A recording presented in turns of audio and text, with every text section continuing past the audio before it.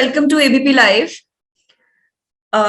Covid के cases फिर से बढ़ना शुरू हो गए हैं। एज इन अभी इंडिया में तो इतना ज्यादा नहीं इस चीज को लेके मारामारी शुरू हुई है, बट चाइना में काफी सिचुएशन खराब हो चुकी है।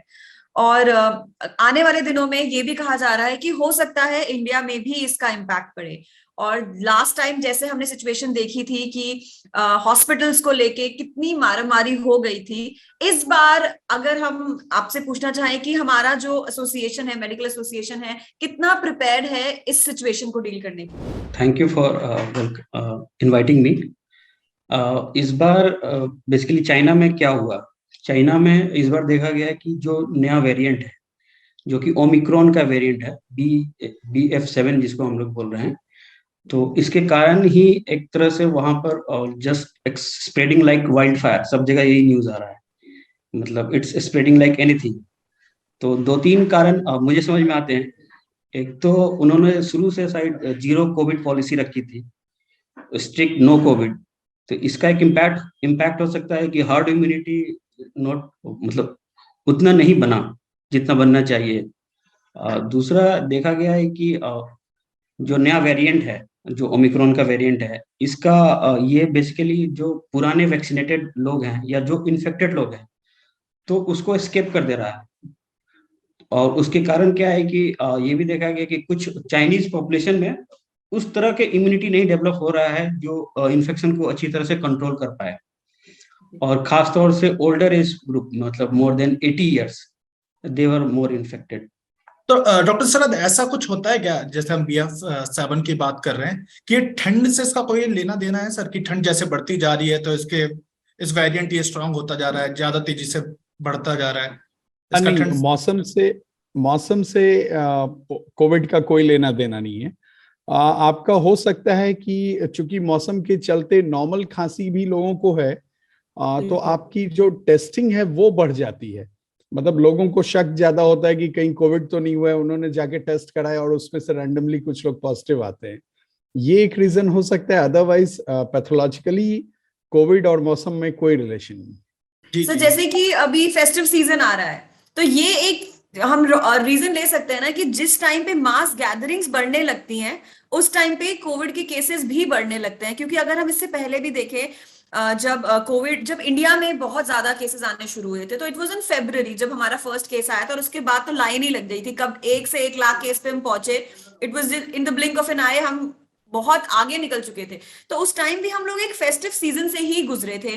क्रिसमस आ जाता है, न्यू ईयर आ जाता है, और वेस्ट में इसका बहुत ज्यादा कल्चर है। इंडिया में क्रिसमस न्यू ईयर का ठीक है, हम we all celebrate, but west में ये पूरा एक छुट्टी हो जाती है बच्चों के स्कूलों की, जो कॉर्पोरेट्स होते हैं सब बंद हो जाते हैं। तो इस टाइम पे मास गैदरिंग जो होती है, वो इसको इन अ वे एक एग्जैजरेट मिल जाता है, एक पुश मिल जाता है कि जो कोविड केसेस होते हैं वो और ज्यादा बढ़ जाते हैं। प्लस जैसे अंकित ने बोला कि ठंड में, जैसे विंटर्स का टाइम है, तो फ्लू के चांसेस ज्यादा होते हैं, तो लोग कभी कभी कंफ्यूज भी हो जाते हैं कि ये कोविड है या फिर फ्लू चल रहा है। तो इसमें हम कैसे डिफरेंशिएट कर सकते हैं? देखिए, कोविड एक ऐसी बीमारी है, it's better to be safe. आप जब भी उसको इजी में लेंगे कि ठीक है कोई बात नहीं होने दो, then we'll have to face something like China.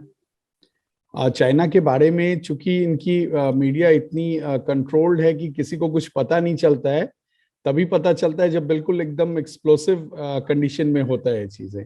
But Covid का जो from first wave of Covid और टिल नाउ, चाहे जो भी वेरिएंट आ जाए, रूल वही है, आप कोविड प्रोटोकॉल को फॉलो कीजिए। Whatever you are doing, you have to follow the COVID protocol तब तक जब तक कोविड यहाँ पे है। संतोष सर, मेरा एक सवाल है। जैसे सपोज करो काफी सारे लोग हैं, सबका यही सवाल होगा मेरे हिसाब से, कि हम कैसे पता करें कि हमें BF7 जो वेरिएंट है, जो चाइना में बड़ी तेजी से फैल रहा है, कि हमें ये एंटर हो चुका है। इसके सिम्टम्स कैसे पता चलेंगे कि हाँ भाई ये BF7 ही है, या इससे पहले जो डेल्टा अल्फा ही आए थे उनमें से कोई हो? तो हम कैसे पता करेंगे, मतलब इसके वेरिएंट्स के इसके सिम्टम्स क्या है सर? बेसिकली BF7 क्या है इसके बारे में जानना है। BF7 बेसिकली ओमिक्रॉन का ही एक वेरिएंट है। जो ओमिक्रॉन का कुछ वेरिएंट है, BA करके था, 5 करके, वो अभी 7 के BA7 शॉर्ट फॉर्म में हम लोग बोलते हैं। तो इसके जैसे इंडिया में भी ओमिक्रॉन का वेव आया था, जिसको हम लोग थर्ड वेव बोलते हैं। तो हमने देखा था कि थर्ड वेव उतना नहीं था जैसा कि डेल्टा वेव वाला था, सेकेंड वेव था। थर्ड वेव में ज्यादा कुछ हुआ भी नहीं है। तो जनरली ये वाला वेरिएंट है उतना हाईली विरुलेंट नहीं है, इन्फेक्टिव है, लेकिन इससे ज्यादा प्रॉब्लम नहीं है। सिम्टम वाइज जो है मोस्टली एसिम्टोमेटिक ही है।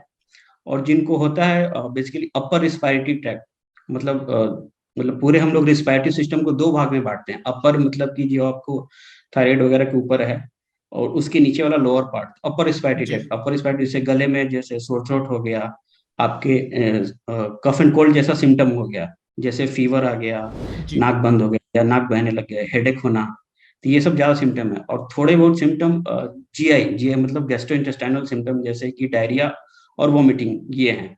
ये generally lower part of respiratory system जैसे निमोनिया वगैरह ये सब नहीं कराता है। तो ये इसीलिए उतना खतरनाक नहीं होना चाहिए जितना कि डेल्टा वेरिएंट था, जो कि डायरेक्ट निमोनिया, लंग का निमोनिया कराता था, जिससे डेथ भी बहुत ज्यादा हुए थे।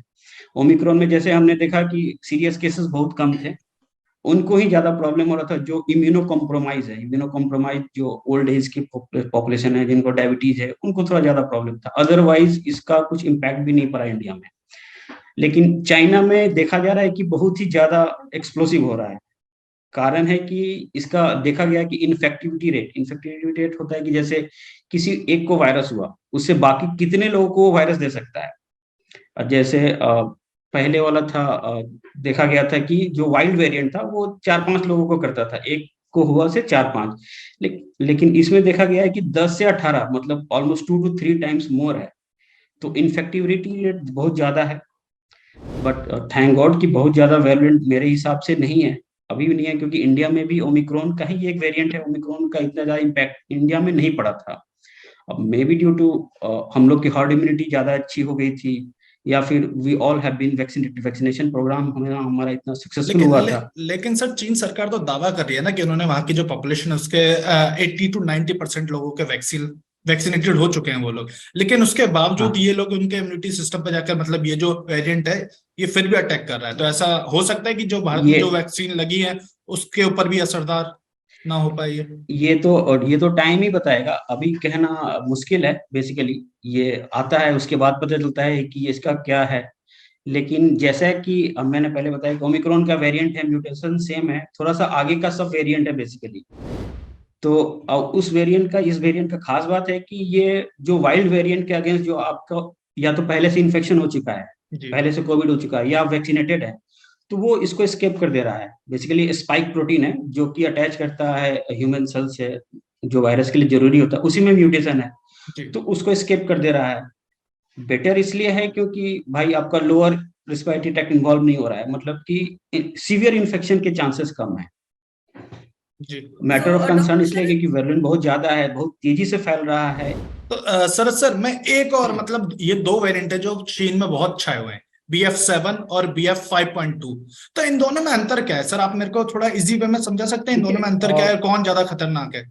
देखिए, जो भी इस तरह के वायरसेस होते हैं वो म्यूटेट करते रहते हैं। आप अभी मतलब सालों से इन्फ्लुएंजा वायरस म्यूटेट करता रहा है, तो ये कॉमन है म्यूटेशन इन वायरसेस। BF5 का हम लोग झेल चुके हैं और उतना ज्यादा हमारे यहाँ मोर्टेलिटी नहीं रही है। विल नॉट टॉक अबाउट चीन बिकॉज जेनेटिक हम लोग डिफरेंट हैं। चाइना का अलग जेनेटिक्स सारा जीनोम है लोगों का, और हमारा थोड़ा अलग है। जी प्लस इन्वायरमेंट अलग है, हमारी इवन वैक्सीनेशन पैटर्न अलग रहा, वैक्सीन हमारे अलग हैं, हमने सेम वैक्सीन नहीं यूज किए। तो आपको पता नहीं कि आप किस कारण से लकी हैं। मतलब at any point you may be lucky because of something and we don't know what is that thing. So that is very important. BA7 जो आ रहा है अभी, जो नया है, जैसा अभी डॉक्टर संतोष ने बताया कि इसमें प्रॉब्लम है इन्फेक्टिविटी की। देन अगेन कि आपके पास लोड ऑफ पेशेंट्स बहुत हो जाएंगे। जो एक आदमी से अगर 10 से 16 आदमी इन्फेक्टेड हो रहे हैं, तो ये जो नंबर्स जो बढ़ेगा वो ज्योमेट्रिकल नंबर्स बढ़ता है। आप आज आपके यहाँ मान लीजिए कि 1000 पेशेंट आज आपके यहाँ आए थे, और नेक्स्ट डे हो सकता है कि ये नंबर सीधे आपका 16 टाइम्स बढ़ जाए, तो वो 16,000 हो जाएंगे, और अगले दिन जब 16 और बढ़ेंगे तो वो लाखों में चला जाएगा। तो प्रॉब्लम ये होगा कि आपके हेल्थ फैसिलिटीज पे और जो इंफ्रास्ट्रक्चर है उस पे एकदम से ही दबाव आएगा। और ह्यूमन टेंडेंसी है कि फिर क्या है, जिनको माइनर इन्फेक्शन है, जिनका माइनर सिम्टम्स है, वो भी किसी तरह से, देखिए जो हम लोग सेकेंड वेव में देखा था हम लोगों ने, इवन फर्स्ट वेव में देखा था हम लोगों ने, फिर उन लोगों का भी क्या होता है कि किसी तरह एक बेड रिजर्व हो जाए मेरे लिए, somehow I should get a seat in a hospital कि अगर if I'm deteriorating I'll get a seat, I'll get the treatment। तो कोविड एक आप अगर आप देखें तो मेजॉरिटी जो प्रॉब्लम किसी भी कंट्री के लिए है वो यही कारण है जो कोविड प्रॉब्लम कर रहा है। Otherwise we have many diseases which are more virulent and more dangerous than COVID. तो जैसे आपने ऑक्सीजन की बात करी, चीन से काफी सारी ऐसी तस्वीरें भी सामने आ रही है कि वहां पर बेडों की कमी, मतलब पूरी जगह फुल हॉस्पिटल भर चुके हैं, बेड खाली है ही नहीं, लोग ऑक्सीजन सिलेंडर लेकर सड़कों पर बैठ रहे हैं, ऑक्सीजन ले रहे हैं। तो आपको क्या लगता है सर, ये हालात जो चीन में बने हुए हैं ये कब तक बने रहेंगे संतोष सर, या आगे जाके और थोड़े खतरनाक होने वाले हैं क्या? हर एक जितने भी इस तरह के पेंडेमिक आते हैं तो उसका एक पीक होता है, उसके बाद उसको कम होना ही है। तो उस पीरियड को हम लोग को थोड़ा टैकल करना है जिसमें इन्फेक्टिविटी बहुत ज्यादा हो, बहुत ज्यादा पॉपुलेशन एक साथ इन्फेक्ट हो रहे हैं, तो वो अगर हम लोग ओवरकम हो जाते हैं तो फिर सब कुछ ठीक हो जाता है। तो उस कंडीशन में एकाएक सब चीजों की कमी होने लग जाती है, जैसा कि चाइना में अभी हो रहा है। बट डेफिनेटली इस वेरिएंट के जैसे कुछ केसेस इंडिया में भी मिल चुके हैं, वो उतने विरुलेंट नहीं रहे, उतने प्रॉब्लमेटिक नहीं रहे हैं जैसे कि चाइना में है। ये तो यहाँ पर आने पर पता चलेगा कि क्या है। कुछ कुछ केसेस आ भी रहे हैं, तो मुझे लगता है कि अभी से ही थोड़ा सा स्क्रीनिंग को बढ़ा देना चाहिए, जैसा कि गवर्नमेंट का पॉलिसी है, थोड़ा सा इंक्रीज कर देना चाहिए। और पैनिक होने की बात इसलिए नहीं है क्योंकि हम लोग ओमिक्रॉन वेरिएंट को देख चुके हैं। ओमिक्रॉन इससे पहले चाइना में ऐसा ही नहीं हुआ था, तो उस हिसाब से हम लोग को उतना पैनिक होने की जरूरत नहीं है। और इस बार थोड़ा से हम लोग ज्यादा प्रिपेयर्ड हैं। डेल्टा के बाद देखा था हमने, ओमिक्रॉन में हम लोग वेल प्रिपेयर्ड थे, अभी भी हैं, थोड़ा सा और उसको स्ट्रेंथन करने की जरूरत है।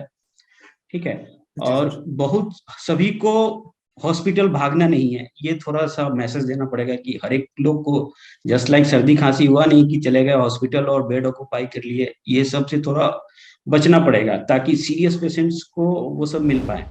मुझे लगता है इस बार लोग भी थोड़ा सा सजग हैं। जैसे ओमिक्रॉन में भी कई बार हुआ था कि सब पॉजिटिव हो रहे थे, ऑलमोस्ट सब, लेकिन किसी को कुछ हो नहीं रहा था। बीच में हम लोग को लगा कि एज ए रूल है कि आप टेस्ट कराने जाओ तो आप पॉजिटिव ही आओगे।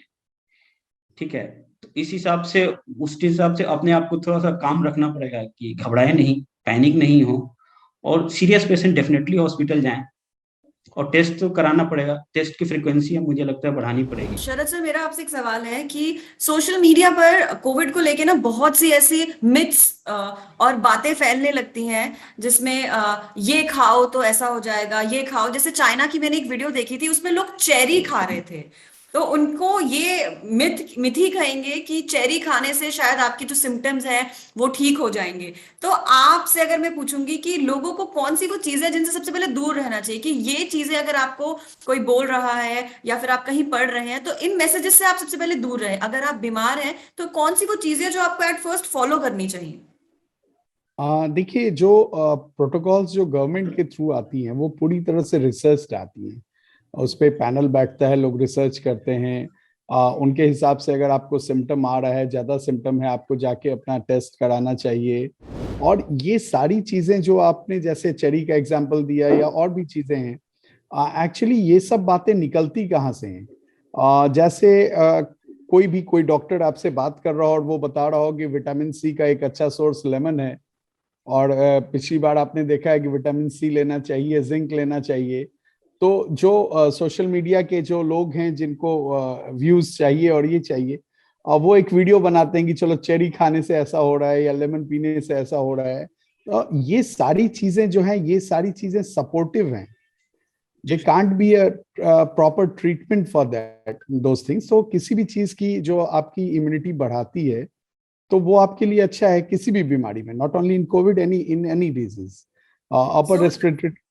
अपर रेस्पिरेटरी ट्रैक्ट चूंकि इसका सिम्टम है तो इसलिए सारे विटामिन सी वाले चीज अच्छे होंगे। बिल्कुल।